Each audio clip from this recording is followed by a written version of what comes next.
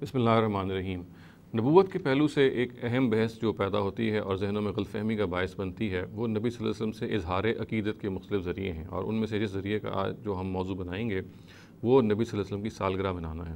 ہمیں یہ معلوم ہے کہ بر صغیر میں اور بعض اور ممالک میں نبی صلی اللہ علیہ وسلم کی جو سالگرہ ہے وہ مذہبی جوش و خروش سے منائی جاتی ہے، اسے مذہب کا تقاضا سمجھا جاتا ہے اور مذہباً ایک تہوار بن گیا، حتیٰ کہ اس کو عید کا درجہ دے دیا گیا ہے۔ اور ہمیں معلوم ہے کہ نبی صلی اللہ علیہ وسلم کی پیدائش کے دن کے حوالے سے یہ کہا جاتا ہے کہ یہ عید میلاد النبی ہے۔ چنانچہ جو بھی دن نبی صلی اللہ علیہ وسلم کی پیدائش کا ہے اس میں ہم جس طرح سے عید کے دن میں ایک خاص طرح کا ایک مذہبی تقدس ہوتا ہے، بالکل ویسے ہی اس تقدس کو ہم نبی صلی اللہ علیہ وسلم کی اس پیدائش کے دن کو دے دیتے ہیں۔ دیکھیے، یہ وہ مذہب میں ایک ایسا اضافہ ہے جس کی مذہب کے اندر کوئی بنیاد موجود نہیں ہے۔ یعنی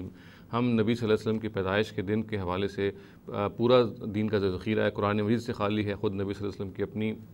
سیرت اور ان کی روایات اس سے خالی ہیں، اور پھر خلفائے راشدین جو ظاہر نبی صلی اللہ علیہ وسلم کے بعد زندہ رہے ان کی زندگیاں اور تابعین کی زندگیاں ان سے خالی ہیں کہ انہوں نے کبھی اس طرح کے دین کو، یعنی اس طرح کے دن کو کوئی مذہبی تقدس سمجھ کے اس کو منایا ہو، اور نبی صلی اللہ علیہ وسلم کے پیدائش کے حوالے سے یہ رائے رکھی ہو کہ یہ عید کا دن ہے اور یہ مذہبی طور پہ اس کو منانا ہمارے لیے کوئی فرض ہے یا کسی درجے میں مندوب بھی ہے۔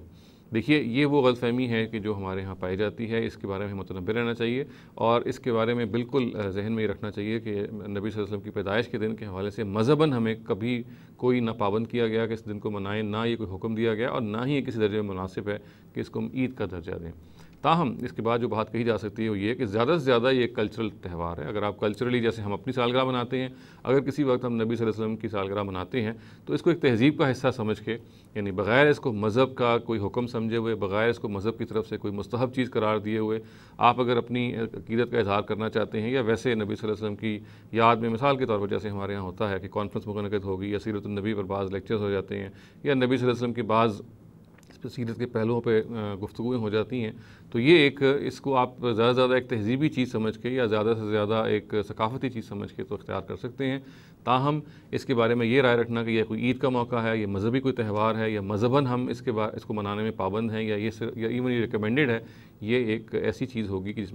جس کی بنیاد دین میں بالکل نہیں پائی جاتی۔ اقول قولی ھذا واستغفر اللہ لی ولکم ولسائر المسلمین والمسلمات۔